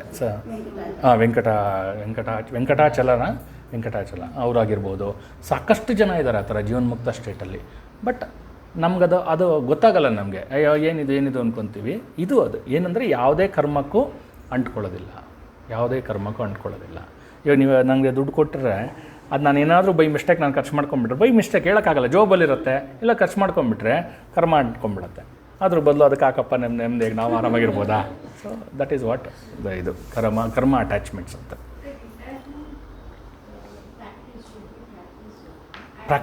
ಪ್ರಾಕ್ಟೀಸ್ ಇಲ್ಲದೆ ಯಾವುದೂ ಬರಲ್ಲ. ಇಟ್ ಕಮ್ಸ್ ಬೈ ಜ್ಞಾನ. ಪ್ರಾಕ್ಟೀಸ್ ಇಲ್ಲದೆ ಯಾವುದೂ ಬರಲ್ಲ. ಆಮೇಲೆ ನಾನು ಆರಾಮಾಗಿ ಬಂದುಬಿಡತ್ತೆ 60 ವರ್ಷ ಆದಮೇಲೆ ಅಂತೆಲ್ಲ ಅನ್ಕೋಬೇಡಿ. 60 ವರ್ಷ ಆದಮೇಲೆ ಜಾಸ್ತಿ ಆಗುತ್ತೆ ಅಟ್ಯಾಚ್ಮೆಂಟು, ಬರೋದಿಲ್ಲ. ಇವಾಗಿಂದ ಅಭ್ಯಾಸ ಮಾಡ್ಕೊಂಡು ಬಂದರೆ 60 ವರ್ಷ ಕಮ್ಮಿ ಆಗುತ್ತೆ, ಇಲ್ಲ ಅಂದರೆ ಜಾಸ್ತಿ ಆಗ್ತಾ ಹೋಗುತ್ತೆ. ಸೊ ಜಾಸ್ತಿನೇ, ತುಂಬ ಜಾಸ್ತಿ. ಜಾಸ್ತಿ ಅಲ್ಲ, ತುಂಬ ಜಾಸ್ತಿ. ಒಂದು ಬಿಲ್ ಬರ್ಕೊಟ್ಬಿಡಿ ಈ ಕಡೆಗೆ, ಸರಿ ಹೋಗುತ್ತೆ. ಸೊ ಅದು ಆಧ್ಯಾತ್ಮ ವಿದ್ಯೆ ಅಂತ. ಆತ್ಮವಿದ್ಯೆ ಅಂದರೆ ಅದು, ನಾವು ಅದರ ಬಗ್ಗೆ ಗಮನವನ್ನು ಕೊಡಬೇಕು. ಸೊ ಇಲ್ಲೇನು ಹೇಳ್ತಾರೆ, ಶುದ್ಧ ವಿದ್ಯಾ, ಅದು ಶುದ್ಧ ವಿದ್ಯೆ. ಓಕೆನಾ. ಇಲ್ಲಿ ಶುದ್ಧ ವಿದ್ಯೆ ಅಂದರೆ ಹೇಗೆ ತಗೊಳ್ಳೋದು ಅಂತ ಹೇಳ್ತಾರೆ. ಈ ಶ್ರೀವಿದ್ಯೆಯ ಇದರ ಉಪಾಸನೆಗಾಗಿ ಷೋಡಶಾಕ್ಷರಿ ಮಂತ್ರ ಅಂತ, ಅಥವಾ ಷೋಡಶಾಕ್ಷರಿ ಬೀಜಾಕ್ಷರಗಳು ಅಂತ ಇದೆ, ಅಥವಾ ಪಂಚದಶಿ ಮಂತ್ರ ಅಥವಾ ಷೋಡಶಿ ಮಂತ್ರ ಅಂತ ಕೂಡ ಕರೀತಾರೆ. ಅದರಲ್ಲಿ ಈ ಅಕ್ಷರಗಳಲ್ಲಿ ಶಂಕರರು ದೇವಿಯನ್ನು ದರ್ಶಿಸಿದ್ರಂತೆ. ಓಕೆ, ದರ್ಶನವನ್ನು ಆಯ್ತಂತೆ. ಅದು ಇಲ್ಲಿದೆ ಆ್ಯಕ್ಚುಲಿ. ಯಾವಾಗಾದ್ರು ಮೆಸೇಜ್ ಮಾಡ್ತೀನಿ. ಕ ಎ ಇ ಲ ಹ್ರೀಂ ಹ ಸ ಕ ಹ ಲ ಹ್ರೀ ಸ ಕ ಲ ಹ್ರೀಂ ಶ್ರೀಂ, ಇಷ್ಟು ಷೋಡಶಾಕ್ಷರಿ ಮಂತ್ರಗಳು ಅಂತ.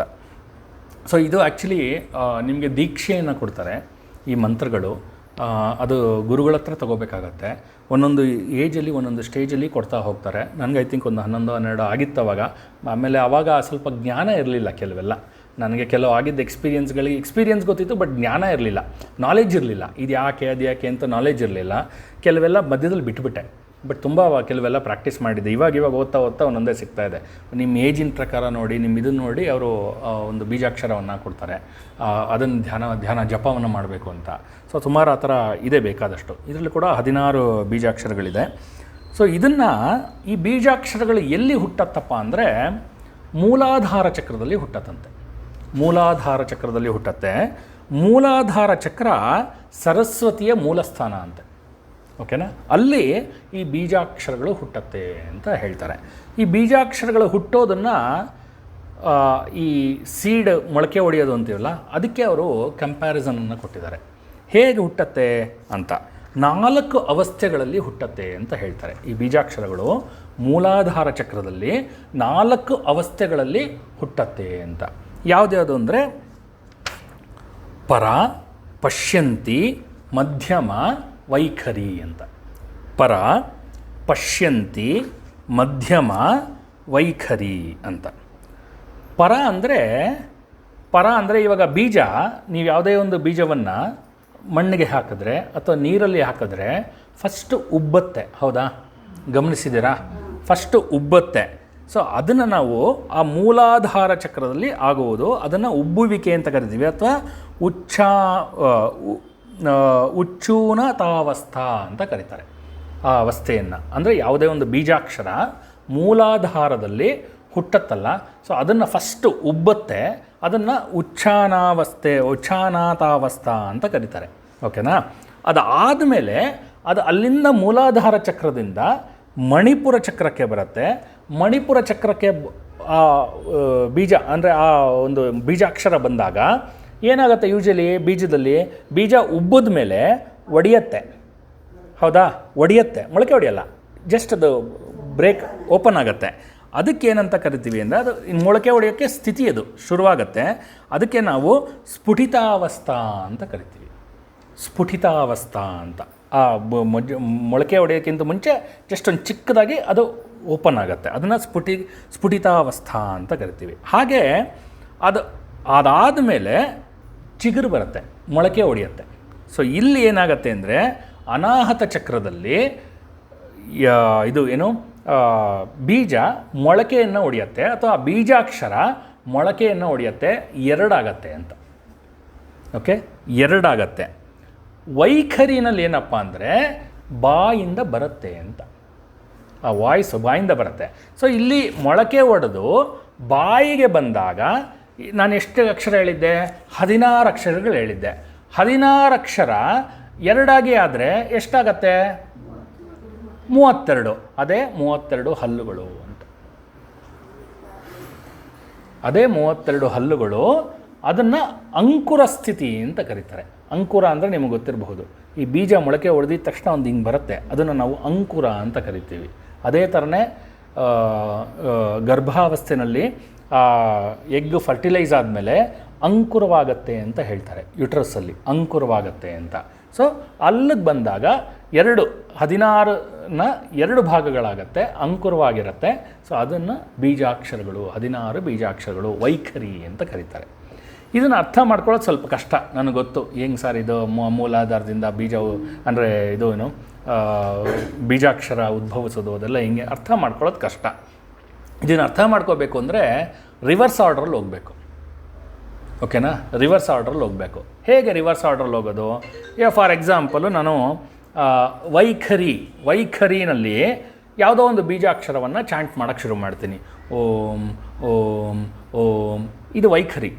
ಓಕೆನಾ. ಓಂ ಅನ್ನೋದೊಂದು ಬೀಜಾಕ್ಷರ, ಇದು ವೈಖರಿ. ಓಂ ಓಂ ಓಂ ಓಂ ಓಂ ಓಂ ಓಂ ಹೇಳ್ತಾ ಹೋಗ್ತೀನಿ. ಓಕೆನಾ. ಇದನ್ನು ವೈಖರಿ ಅಂತಾರೆ. ಇವಾಗ ಉಲ್ಟಾ ಹೋಗ್ತಾ ಇದ್ದೀವಲ್ವಾ, ವೈಖರಿಯಿಂದ ಮಧ್ಯಮಕ್ಕೆ ಹೋಗಬೇಕು. ಮಧ್ಯಮದಲ್ಲಿ ಏನು ಮಾಡ್ತೀವಿ ಅಂದರೆ, ಆ ಓಂ ಅನ್ನೋದನ್ನು ಅಂದರೆ ನನ್ನ ಬಾಯಿಯಿಂದ ಬರುವುದಂತನ್ನು ನಿಲ್ಲಿಸ್ಬಿಡ್ತೀನಿ. ಆವಾಗ ಮನಸ್ಸಿನಲ್ಲಿ ಓಂ ಓಂ ಮನಸ್ಸಿನಲ್ಲಿ ಬರ್ತಾ ಇರುತ್ತೆ, ಓಂ ಓಂ ಓಂ ಓಂ ಅಂತ. ಇದು ಮಧ್ಯಮ. ಓಕೆನಾ. ಅದು ಆದಮೇಲೆ ಏನಾಗತ್ತೆ ಅಂದರೆ, ಆ ಓಂಕಾರವನ್ನು ಇನ್ನೂ ಒಂದು ಸ್ವಲ್ಪ ಅಂದರೆ ನಾನು ಮಧ್ಯದಲ್ಲಿ ಮನಸ್ಸಿನಿಂದನೂ ನಿಲ್ಲಿಸಿದ ಮೇಲೆ ನನಗೆ ದರ್ಶನವಾಗತ್ತೆ ಓಂಕಾರದ್ದು. ಅದನ್ನು ಪಶ್ಯಂತಿ ಅಂತ ಕರಿತೀವಿ. ಇಲ್ಲಿ ಏನು ದರ್ಶನವಾಗತ್ತೆ? ಆ 16 ಬೀಜಾಕ್ಷರವನ್ನು ಚಾಂಟ್ ಮಾಡೋದ್ರಿಂದ ದೇವಿಯ ದರ್ಶನವಾಗತ್ತೆ, ಅದನ್ನು ಪಶ್ಯಂತಿ ಅಂತ ಕರಿತೀವಿ. ಓಕೆನಾ. ಇನ್ನೂ ಮುಂದಕ್ಕೆ ಲೆವೆಲ್, ಇನ್ನೂ ಚಾಂಟಿಂಗ್ ಲೆವೆಲ್ ಮುಂದಕ್ಕೆ ಹೋದಾಗ ಒಂದು ಸ್ಟೇಜಲ್ಲಿ ಏನಾಗತ್ತೆ ಅಂದರೆ, ಪಶ್ಯಂತಿ ಆದಮೇಲೆ ದೇವಿ ಮತ್ತು ನಾನು 2 ಲಯವಾಗಿಬಿಡ್ತೀವಿ. ಅದನ್ನು ಪರಾಸ್ಥಿತಿ ಅಂತ ಕರೀತಾರೆ. ಇದು ಸುಮ್ಮನೆ ಕೇಳಿಸ್ಕೊಂಡ್ರೆ ಅರ್ಥವಾಗಲ್ಲ, ಮಾಡಿದ್ರೆ ಅರ್ಥವಾಗತ್ತೆ. ಅಂದರೆ ಮತ್ತೆ ನಾಳೆ ಇವತ್ತು ರಾತ್ರಿ ಮಾಡಿಬಿಟ್ಟು ನಾಳೆ ಬಂದು ಕೇಳಬೇಡಿ ಆಗಿಲ್ವಲ್ಲ ಸರ್ ಅಂತ. ಇದು ಸಾಕಷ್ಟು ಸಾಧನೆ ಬೇಕು. ವೈಖರಿ ಮಾಡಬಹುದು, ತೊಂದರೆ ಇಲ್ಲ. ಮಧ್ಯಮ ಸ್ವಲ್ಪ ಕಷ್ಟ, ಓಕೆನಾ? ಮಧ್ಯಮನೇ ಕಷ್ಟ. ಆಮೇಲೆ ಪಶ್ಯಂತಿ ಪರ ತುಂಬ ಕಷ್ಟ. ನಾನು ಹೇಳಿದ್ನಲ್ಲ, ನಾವು ಆತ್ಮಾನುಸಂಧಾನ ಇದಕ್ಕೆ ಅದು ಆತ್ಮ ಪರಿಶೋಧನಾ ಶಿಬಿರಕ್ಕೆ ಹೋದಾಗ ನಾವು ಅದೇ ಅನ್ಕೊತಾ ಇದ್ವಿ, ಜನ್ಮಕ್ಕಾಕೋಷ್ಟು ಓಂಕಾರ ಹೇಳ್ಬಿಟ್ಟಿದ್ದೀವಲ್ಲಪ್ಪ ಅಂತ. 3 ಗಂಟೆ 4 ಗಂಟೆ ಓಂಕಾರ ಹೇಳಿಸಿದ್ರು. ನಮ್ಗೆ ಅರ್ಥವಾಗ್ತಾ ಇರಲಿಲ್ಲ ಏನಕ್ಕೆ ಅಂತ. ಕೆಲವೆಲ್ಲ 3 ಗಂಟೆ ಓಂಕಾರ ಹೇಳ್ತಾನೆ ಇರಬೇಕು. ನಾನು ಜನ್ಮಕ್ಕಾಗೋಷ್ಟು ಓಂಕಾರ ಹೇಳ್ಬಿಟ್ಟಿದ್ದೀವಿ, ಸಾಕು ಸಾರ್, ಇನ್ನು ಓಂಕಾರ ಬೇಡ ಅಂತ. ಸೊ ಅಷ್ಟು ಹೇಳಿಸ್ತಾರೆ. ಅಷ್ಟು ಹೇಳಿ ಅಭ್ಯಾಸ ಮಾಡಿ ಅದು ಯಾವ ಲೆವೆಲ್ಗೆ ಹೊಟ್ಟೋಗುತ್ತೆ ಅಂದರೆ, ನೀವು ಕಣ್ಣು ಮುಚ್ಚಿದ್ರೂ ಸಾಕು ಓಂಕಾರ ಒಳಗಡೆ ಓಂಕಾರ ಬರ್ತಾ ಇರುತ್ತೆ. ಇನ್ನೂ ಡೆಪ್ತ್ಗೆ ಹೋದರೆ ಇನ್ನೂ ಚೆನ್ನಾಗಿ ಕಲಿತು ಇನ್ನೂ ಚೆನ್ನಾಗಿ ಮಾಡಿಬಿಟ್ಟಿದ್ರೆ ನೀವು ಜಸ್ಟ್ ಕಣ್ಣು ಮುಚ್ಚಿದ್ರೂ ಸಾಕು ಓಂಕಾರನೇ ನೀವಾಗಿಬಿಟ್ಟಿರ್ತೀರ. ಆಮೇಲೆ ಪರ ಓಂಕಾರದಲ್ಲಿ ಲೀನವಾಗಿಬಿಟ್ಟಿರ್ತೀರ. ಸೊ ಇದು 4 ಸ್ಟೇಜಸ್ಸು. ಇದು ಯಾಕೆ ಅಂದರೆ ಇದು ನಮಗೆ ಇದರಲ್ಲಿ ಹೇಳಿರೋ ಥರ ಅರ್ಥ ಮಾಡ್ಕೊಳ್ಳೋದು ಕಷ್ಟ. ಅಂದರೆ ಮೂಲಾಧಾರ, ಮಣಿಪುರ ಕಷ್ಟ. ಯಾಕೆ ಅಂದರೆ ಇಟ್ಸ್ ಆಲ್ ವೈಬ್ರೇಷನ್ಸ್. ಓಕೆ, ಆ ವೈಬ್ರೇಷನ್ಸ್ಗಳು ಫೀಲ್ ಆಗಬೇಕು. ಅದು ಆಗೋದಿಲ್ಲ ನಮಗೆ. ಅದಕ್ಕೆ ಉಲ್ಟಾ ಹೋದರೆ ಆವಾಗ ಸ್ವಲ್ಪ ಫೀಲ್ ಆಗುತ್ತೆ ಅಂತ. ಯೋಗಶಾಸ್ತ್ರದಲ್ಲೂ ಕೂಡ ಇದಿದೆ ಆ್ಯಕ್ಚುಲಿ. ನಾನೊಂದು ಇವ್ರಿಗೆಲ್ಲ ನಮ್ಮ ಸ್ಟೂಡೆಂಟ್ಸ್ಗಳಿಗೆಲ್ಲ ಒಂದು ಮ್ಯೂಸಿಕ್ ಮೆಡಿಟೇಷನ್ ಮಾಡಿಸ್ತೀನಿ. ಮಲಗಿಸ್ಬಿಟ್ಟು ಒಂದು ಮ್ಯೂಸಿಕ್ ಮೆಡಿಟೇಷನ್ ಅಂತ ಹಾಕ್ತೀನಿ. ಹಾಕಿದಾಗ ತುಂಬ ಡಿಫ್ರೆಂಟ್ ವೀಣೆ ಸೌಂಡು, ಫ್ಲೂಟಿನ್ ಸೌಂಡು, ತಬಲದ ಸೌಂಡು ಎಲ್ಲವೂ ಬರ್ತಾ ಹೋಗುತ್ತೆ. ಆ ಎಲ್ಲವೂ ಕೂಡ ದೇಹದ ಒಂದೊಂದು ಭಾಗವನ್ನು ವೈಬ್ರೇಟ್ ಮಾಡ್ತಾ ಹೋಗುತ್ತೆ. ಅದು ಫೀಲ್ ಆಗುತ್ತೆ. ಸುಮಾರು ಜನ ಅದು ಫೀಲ್ ಮಾಡ್ಕೊಂಡಿದ್ದಾರೆ, ನೀವು ಕೇಳಿರ್ಬೋದು. ಒಂದೊಂದು ಭಾಗವನ್ನು ಫೀಲ್ ಮಾಡ್ತಾ ಹೋಗುತ್ತೆ.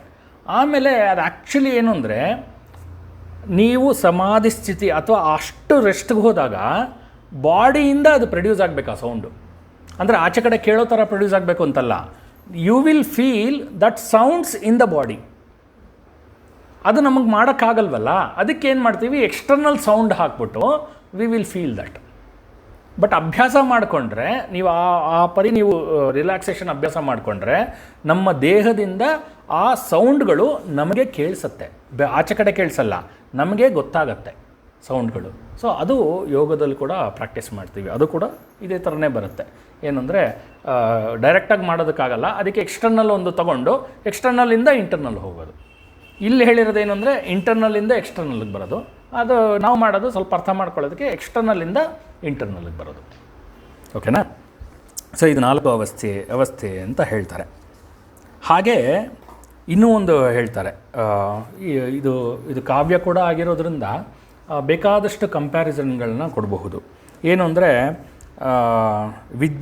ವಿದ್ಯಾಹ ವೈ ಬ್ರಾಹ್ಮಣ ಮಜಗಮ ಅಂತ ಒಂದು ಕಡೆ ಹೇಳ್ತಾರೆ. ಏನಂದರೆ ವೇದ ವಿದ್ಯೆಯು ಬ್ರಾಹ್ಮಣನನ್ನು ಆಶ್ರಯಿಸಿಕೊಂಡಿದೆ ಅಂತ. ನಾನು ಸುಮಾರು ಕ್ಲಾಸ್ಗಳಲ್ಲಿ, ನಮ್ಮ ಭಗವದ್ಗೀತೆ ಕ್ಲಾಸ್ನಲ್ಲಿ ಹೇಳಿದ್ದೀನಿ, ಬ್ರಾಹ್ಮಣ ಅಂದರೆ ಜನ್ವಾರ ಹಾಕ್ಕೊಂಡಿರೋನು ಬ್ರಾಹ್ಮಣ ಅಲ್ಲ ಅಂತ. ಜನ್ಮನ ಜಾಯತೆ ಜಂತು ಕರ್ಮಣ ಜಾಯತೆ ದ್ವಿಜಃ. ಅದೊಂದು ಯಾವತ್ತೂ ತಲೆಯಲ್ಲಿ ಇಟ್ಕೋಬೇಕು. ಸೊ ಯಾರು ಜನ್ಮದಿಂದ ಎಲ್ಲರೂ ಕೂಡ ಜಂತುಗಳೇ. ಅವನು ಮಾಡುವಂತಹ ಕೆಲಸದಿಂದ ಅವನು ಬ್ರಾಹ್ಮಣನಾಗ್ತಾನೆ. ಯಾಕೆಂದರೆ ನಮ್ಮ ಪ್ರಾಬ್ಲಮ್ ಏನು ಅಂದರೆ ಈ ಟಿ ವಿ ನೋಡಿ ಭಗವದ್ಗೀತೆ ಅರ್ಥ ಬಿಟ್ಟು ಬೇರೆದೆಲ್ಲ ಮಾಡ್ಕೊತೀವಿ. ಏನು ಸರ್, ಕೃಷ್ಣನೇ ಹೇಳ್ಬಿಟ್ಟಿದ್ದಾನೆ ಚಾತುರ್ವರ್ಣ್ಯಂ ಮಯಾ ಸೃಷ್ಟಂ ಗುಣಕರ್ಮ ವಿಭಾಗಯೋ. ಗುಣಕರ್ಮ ಹೇಳಲ್ಲ ಅವರು, ಚಾತುರ್ವರ್ಣ್ಯಂ ಮಯಾ ಸೃಷ್ಟಂ. ಕೃಷ್ಣನೇ ಸೃಷ್ಟಿ ಮಾಡಿಬಿಟ್ಟಿದ್ದಾನೆ ಜಾತಿನ, ನೀವೇನು ಸರ್ ಹೇಳೋದು ಅಂತ ಹೇಳ್ತೀರಾ. ಅದು ಮುಂದಿಂದ ಹೇಳಲ್ಲ. ಏನು ಅಂದರೆ ಗುಣಕರ್ಮ ವಿಭಾಗಯೋ ಅಂತ. ಗುಣ ಮತ್ತು ಕರ್ಮವನ್ನು ನೋಡಿ ಅವನ ಜಾತಿಯನ್ನು ನಾವು ಮಾಡಿದ್ದೀವಿ ಅಂತ ಹೇಳ್ತಾರೆ. ಜಾತಿ ಅಂದರೆ ಅದು ಜಾತಿಯಲ್ಲ, ವರ್ಣ. ಓಕೆ, ನೀನು ಮಾಡುವಂತಹ ಕೆಲಸದಿಂದ ನೀನು ಬ್ರಾಹ್ಮಣನಾಗ್ತೀಯ ಅಂತ. ಇವಾಗ ನೀವು ನೋಡಿರಬಹುದು, ಎಲ್ಲರೂ ಎಲ್ಲ ಕೆಲಸವನ್ನು ಮಾಡ್ತಾರೆ. ಆವಾಗ ಸ್ಪೆಸಿಫಿಕ್ ಆಗಿತ್ತು. ಏನಂದರೆ ಬ್ರಾಹ್ಮಣನ ಕೆಲಸ ಏನು, ಓದೋದು. ಮತ್ತು ಬ್ರಾಹ್ಮಣ ಯಾರು?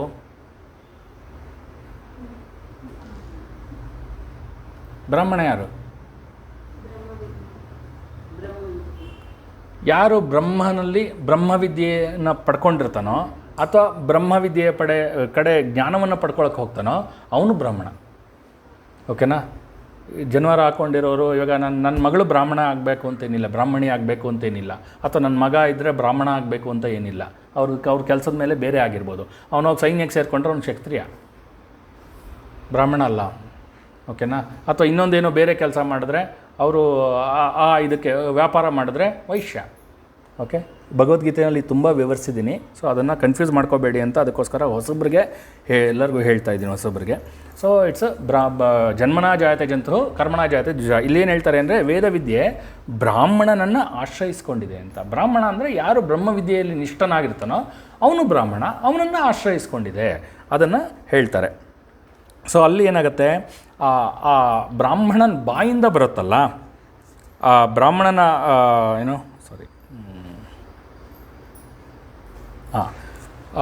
ಬ್ರಾಹ್ಮಣನ ಬಾಯಿಂದ ಅಂದರೆ 2 ಹಲ್ಲುಗಳ ಮಧ್ಯೆ ಆ ವೇದವಿದ್ಯೆ ಬರುತ್ತಲ್ಲ. ಸೊ ಆವಾಗ ಅದು ಆ ಉಚ್ಚಾರಗೊಂಡಾಗ, ಬ್ರಹ್ಮನಿಷ್ಠನಿಂದ ಉಚ್ಚಾರಗೊಂಡಾಗ ಅದು ಉಜ್ವಲವಾಯಿತು ಅಂತ ಹೇಳ್ತಾರೆ. ಅದು ಒಂದು ಕಂಪ್ಯಾರಿಸನ್ನ ಕೊಡ್ತಾರೆ. ಇನ್ನೂ ಒಂದೇನಪ್ಪ ಅಂದರೆ ತಂತ್ರಶಾಸ್ತ್ರದಲ್ಲಿ 32 ದೀಕ್ಷೆಗಳಿದೆಯಂತೆ ತಂತ್ರಶಾಸ್ತ್ರದಲ್ಲಿ. ನನಗೆ ಯಾವುದ್ಯಾವುದೋ ಒಂದು ಗೊತ್ತಿಲ್ಲ, ಕೆಲವು 1-2 ಗೊತ್ತಾಯಿತು. ನಮ್ಮ ನಾಗರಾಜ್ ಸರ್ನ ಕೇಳಿದ್ದೀನಿ, ಅವ್ರೇನೋ ಸ್ವಲ್ಪ ಬ್ಯುಸಿ ಇರೋದ್ರಿಂದ ಕಳಿಸ್ಕೊಡ್ತಾರೆ. 32 ದೀಕ್ಷೆಗಳಿದೆಯಂತೆ. ಆ 32 ದೀಕ್ಷೆಗಳು ಈ 32 ಹಲ್ಲುಗಳನ್ನು ರೆಪ್ರೆಸೆಂಟ್ ಮಾಡುತ್ತೆ ಅಂತ ಕೂಡ ಒಂದು ಕಡೆ ಕಂಪ್ಯಾರಿಸನಲ್ಲಿ ಹೇಳ್ತಾರೆ. ಓಕೆನಾ? ಸೊ ಯಾವ ಕಂಪ್ಯಾರಿಸನ್ ಬೇಕಾದ್ರೂ ತೊಗೋಬೋದು, ವಿಷಯವನ್ನು ತಿಳ್ಕೊಳ್ತಾ ಹೋಗಬೇಕು. ಸೊ 32 ದೀಕ್ಷೆಗಳದ್ದು ಏನು ಅಂತ ಮುಂದೆ ನನಗೆ ಸಿಕ್ಕಿದಾಗ ನಾನು ಹೇಳ್ತೀನಿ. ಹುಡುಕ್ದೆ, ಕೆಲವೆಲ್ಲ ಸಿಕ್ಕಿಲ್ಲ, ಅದು ತಂತ್ರಶಾಸ್ತ್ರದ ದೀಕ್ಷೆಗಳು ಅಂತ ಹೇಳ್ತಾರೆ. ಓಕೆನಾ? ಆಮೇಲೆ ಇನ್ನೊಂದು ಮುಗಿಸ್ಕೊಳ್ಳೋಣ. ಕರ್ಪೂರವೀಟಿಕಾಮೋದ ಸಮಾಕರ್ಷ ದಿಗಂತರ. ಸೊ ಇವಾಗ ಹಲ್ಲಾಯಿತು. ಹಲ್ಲಿನ ಕೆಲಸ ಏನು? ಅಗಿಯೋದು, ಹೌದಾ? ಸೊ ಯಾವುದನ್ನು ಅಗಿಯೋದು? ಕರ್ಪೂರವೀಟಿಕಾಮೋದ. ಕರ್ಪೂರ ಅಂದರೆ ಪಚ್ಚಕರ್ಪೂರ, ಓಕೆ. ವೀಟಿಕ ಅಂದರೆ ತಾಂಬೂಲ, ತಾಂಬೂಲ ಅಂದರೆ ವಿಳೆದೆಲೆ, ಓಕೆ. ಆಮೋದ ಅಂದರೆ ಪರಿಮಳ, ಓಕೆನಾ. ಸಮಾಕರ್ಷಿತ್ ದಿಗಂತರ. ಚೆನ್ನಾಗಿ ಒಳ್ಳೆ ಬೀಡ ಹಾಕ್ಕೊಂಡು ಮಾತಾಡ್ತಾಯಿದ್ರೆ ಘಮ್ಮಂತ ಸ್ಮೆಲ್ ಇರುತ್ತೆ. ಆ್ಯಕ್ಚುಯಲ್ ಬೀಡ ಹಾಕಬೇಕು, ಓಕೆನಾ. ನಾವು ಸುಮ್ಮನೆ ಎಲೆ ಅಡಿಕೆ ಹಾಕ್ಕೊಂಡು ಸುಣ್ಣ ಹಾಕ್ಕೊಂಡ್ಬಿಡ್ತೀವಿ. ಆ್ಯಕ್ಚುಯಲ್ ಬೀಡ ಹೆಂಗಿರುತ್ತೆ ಮೇಡಮ್? ಕನ್ಯಾಕುಮಾರಿಯಲ್ಲಿ ತಂದಿರಲಿಲ್ವಾ? ಹೌದಾ? ಓಕೆ. ಸೊ ಆ್ಯಕ್ಚುಯಲ್ ಬೀಡ ಇದು ಒಳ್ಳೆಯದು, ತುಂಬ ಒಳ್ಳೆಯದು ಹಾಕೋದ್ರಿಂದ. ಸೊ ಆ್ಯಕ್ಚುಯಲ್ ಬೀಡ ಆಯುರ್ವೇದದಲ್ಲಿ ಹೇಳ್ತಾರೆ ಏನೇನಿರುತ್ತೆ ಅದರಲ್ಲಿ ಅಂತ. ಏಲಕ್ಕಿ, ಓಕೆ, ಲವಂಗ, ಪಚ್ಚಕರ್ಪೂರ, ಕಸ್ತೂರಿ, ಕೇಸರಿ ಕುಸುಮ ಅಂದರೆ ಕೇಸರಿ ಇದು ದಳಗಳು, ಆಮೇಲೆ ಜಾಕಾಯಿ ಪತ್ರೆ, ಅಡಿಕೆ, ಮತ್ತು ಹಿಪ್ಪಲಿ ಅಂತ ಒಂದು ಇದು ಬರುತ್ತೆ, ಗ್ರಂಥಿಗೆ ಅಂಗಡಿಯಲ್ಲಿ ಸಿಗುತ್ತೆ. ಮತ್ತು ಕಾಳು ಮೆಣಸು, ಶುಂಠಿ, ಬೇಯಿಸಿದ ಸುಣ್ಣ, ಮತ್ತು ಕಗ್ಗಲಿ ಮರದ ಗೋಂದು, ಮತ್ತು ಇದೆಲ್ಲ ಸೇರಿ ಆ ವೀಳ್ಯದೆಲೆ ನಾವು ಅಷ್ಟು ಇಡಬೇಕು. ಆ್ಯಕ್ಚುಲಿ ಅಷ್ಟಿದ್ದರೆ ಅದು ವೀಳ್ಯದೆಲೆ, ಅದು ತಾಂಬೂಲ ಅಂತ ಕರ್ಸ್ಕೊಳ್ಳುತ್ತೆ, ಓಕೆನಾ. ತಾಂಬೂಲ ಅಥವಾ ಎಲೆ ಅಡಿಕೆ ಅಂತ ಏನು ಕರಿತೀವಿ. ಏಲಕ್ಕಿ, ಲವಂಗ, ಪಚ್ಚಕರ್ಪೂರ, ಕಸ್ತೂರಿ, ಕೇಸರಿ ಕುಸುಮ, ಜಾಕಾಯಿ ಪತ್ರೆ, ಅಡಿಕೆ, ಹಿಪ್ಪಲಿ, ಕಾಳುಮೆಣಸು, ಶುಂಠಿ, ಸುಣ್ಣ, ಕಗ್ಗಲಿ ಮರದ ಗೋಂದು, ಕಾಚು ಅಂತ ಕರೀತಾರೆ. ಇವುಗಳಿಂದ ಸೇರಿದ್ದು ಕರ್ಪೂರ ವೀಟಿಕ ಅಂತ, ಓಕೆನಾ. ಕರ್ಪೂರ ವೀಟಿಕವನ್ನು ಅವಳು ಹಾಕ್ಕೊಂಡು ಅಗಿತಾ ಇದ್ದಾಳೆ. ಆ ಪರಿಮಳ ಏನು ಮಾಡಿದೆ ಅಂದರೆ ಎಲ್ಲರನ್ನು ಆಕರ್ಷಿಸುತ್ತಂತೆ. ಎಲ್ಲರನ್ನು ನೀವು ನೋಡ್ತಿರಲ್ಲ, ಕ್ಲೋಸಪ್ ಕೋಲ್ಗೇಟ್ ಬರುತ್ತಲ್ಲ, ಅಂದ ತಕ್ಷಣ ಟೈ ಅಂತ ಓಡಿ ಬರ್ತಾರಲ್ಲ, ಅದೇ ಥರನೇ ಇದು ಅಷ್ಟೇ, ಇನ್ನೇನು. ಸೊ ಆ ತಾಂಬೂಲವನ್ನು ಅಗಿತಾ ಇದ್ದರೆ ಅದರಲ್ಲಿ ಬರುವಂತಹ ಪರಿಮಳ ಎಲ್ಲರನ್ನ, ಪೂರ ಪ್ರಪಂಚ ಬ್ರಹ್ಮಾಂಡವನ್ನು ಆವರಿಸಿದೆ. ಮತ್ತು ಎಲ್ಲರೂ ಕೂಡ ಆ ಪರಿಮಳಕ್ಕೆ ಆಕರ್ಷಿತರಾಗ್ತಾ ಇದ್ದಾರೆ ಅಂತ. ಎಲ್ಲ ದಿಗ್ದೇವತೆಗಳು ಕೂಡ ಆ ಪರಿಮಳಕ್ಕೆ ಆಕರ್ಷಿತರಾಗ್ತಾ ಇದ್ದಾರೆ ಅಂತ, ಓಕೆನಾ. ಇದು ಕರ್ಪೂರ ವೀಟಿಕಾಮೋದ ಸಮಾಕರ್ಷಿತ್ ದಿಗಂತರ. ಸಮಾಕರ್ಷಿ ಅಂದರೆ ಅಟ್ರಾಕ್ಟೆಡ್, ಓಕೆನಾ, ಆಕರ್ಷಿಸಲ್ಪಟ್ಟ. ದಿಗಂತರ ಎಲ್ಲ ದಿಕ್ಕುಗಳಿಂದನೂ ಆಕರ್ಷಿತರಾಗ್ತಾ ಇದ್ದಾರೆ, ಎಲ್ಲರೂ ಲಲಿತಾಗೆ ಆಕರ್ಷಿತರಾಗ್ತಾ ಇದ್ದಾರೆ ಅಂತ ಹೇಳಿರೋದು. ಇಲ್ಲಿಗೆ ಇವತ್ತಿನ ಶ್ಲೋಕವನ್ನು ನಿಲ್ಲಿಸಿರೋಣ. ಮುಂದಿನ ಶ್ಲೋಕವನ್ನು ಮುಂದಿನ ಕ್ಲಾಸ್ನಲ್ಲಿ ತಗೊಳ್ಳೋಣ, ಟೈಮ್ ಆಯಿತು, ಓಕೆನಾ. ಯದಕ್ಷರಂ ಪದಭ್ರಷ್ಟಂ ಮಾತ್ರಾಹೀನಂತು ಯದ್ಭವೇತ್ ತತ್ಸರ್ವಂ ಕ್ಷಮ್ಯತಾಂ ದೇವನಾರಾಯಣ ನಮೋಸ್ತುತೆ. ವಿಸರ್ಗಬಿಂದು ಮಾತ್ರಾಣಿ ಪದಪಾದಾಕ್ಷರಾಣಿ ಚ ನ್ಯೂನಾತಿರಿಕ್ತಯೇತಾನಿ ಕ್ಷಮಸ್ವ ಪುರುಷೋತ್ತಮ. ಓಂ ತತ್ಸತ್.